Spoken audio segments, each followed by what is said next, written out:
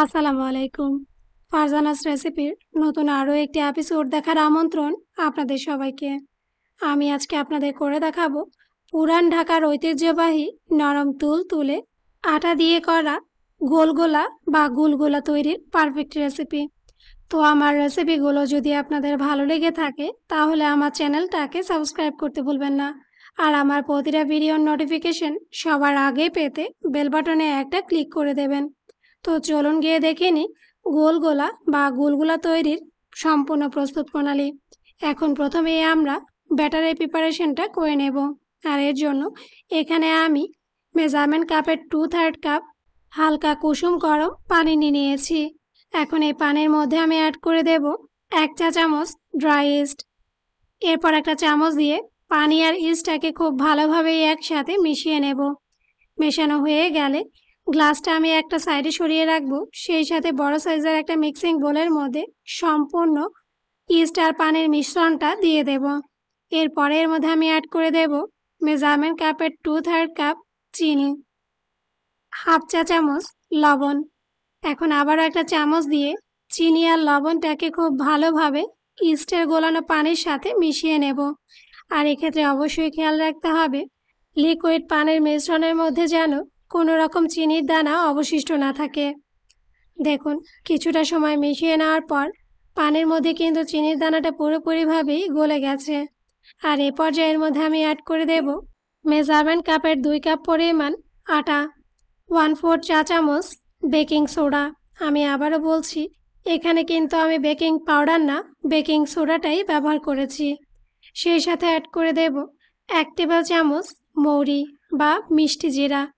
এখন এই সবগুলো উপকরণ আবারও খুব ভালোভাবে একসাথে মিশিয়ে নেব।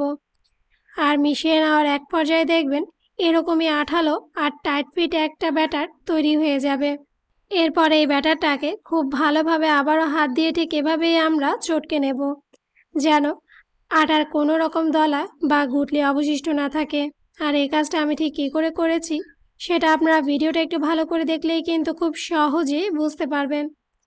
দেখুন সম্পূর্ণ ব্যাটারটাই কিন্তু তৈরি করে নেওয়া হয়ে গেছে। এখন একটা ঢাকনা দিয়ে ঢেকে ব্যাটারটা আমি একটা সাইডে রেখে দেব 15 থেকে 20 মিনিটের জন্য। দেখুন 20 মিনিট পর ব্যাটারটা কিন্তু অনেকটাই ফুলে উঠেছে। আর এ পর্যায়ে কিন্তু গোলগোলা বা গুলগুলাগুলো এখন তৈরি করে নেওয়ার পালা। আর এর জন্য চুলার প্রিপারেশনে চলে যাব। দেখুন আমি কিন্তু আগে থেকেই চুলার মিডিয়াম হিটে পর্যাপ্ত পরিমাণ তেল গরম করে নিয়েছি। এখন এই তেলের মধ্যে কিছুটা পরিমাণ গোলগোলার ব্যাটার নিয়ে ঠিক এভাবেই আমি হাত দিয়ে একটা বলে শেপ করে হালকা হাতে প্রেস করে একটা গোলগোলা তেলের মধ্যে ছেড়ে দেব। আর এই কাজটাও আমি কী করে করেছি সেটা আপনারা ভিডিওটা একটু ভালো করে দেখলেই কিন্তু বুঝতে পারবেন। এখন সেমভাবে বাকি সবগুলো গোলগোলাও কিন্তু আমি তেলের মধ্যে দিয়ে দেব।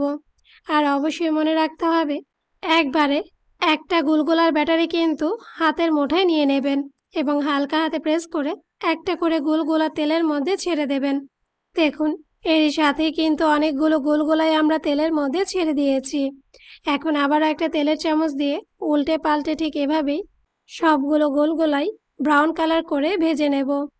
দেখুন এরই সাথেই কিন্তু সবগুলো গুলগুলাই চারধার থেকে সমানভাবে ভাজা হয়ে গেছে এবং এগুলোর ভেতরে কিন্তু খুব সুন্দর একটা কালারও চলে এসেছে। আর এ পর্যায়ে একটা তেলের চামচ দিয়ে গুলগুলাগুলো তুলে কিচেন টিস্যুর ওপর নিয়ে নেব। দেখুন তৈরি হয়ে গেল পুরান ঢাকার ঐতিহ্যবাহী একটা বিকেলের নাস্তা গুলগুলা। তো আপনারা কিন্তু অবশ্যই দারুণ মজার এই নরম তুলে গোলগোলাটা বাসায় ট্রাই করে দেখবেন। আর আমাকে কমেন্টস করে জানাবেন আপনাদের কাছে এর স্বাদটা কেমন লেগেছে। তো আমার রেসিপিগুলো যদি আপনাদের ভালো লেগে থাকে তাহলে আমার চ্যানেলটাকে সাবস্ক্রাইব করতে ভুলবেন না। আর আমার প্রতিটা ভিডিও ফ্রেন্ডস আর ফ্যামিলির সাথে শেয়ার করবেন। আজ এ পর্যন্তই। আল্লাহ হাফেজ।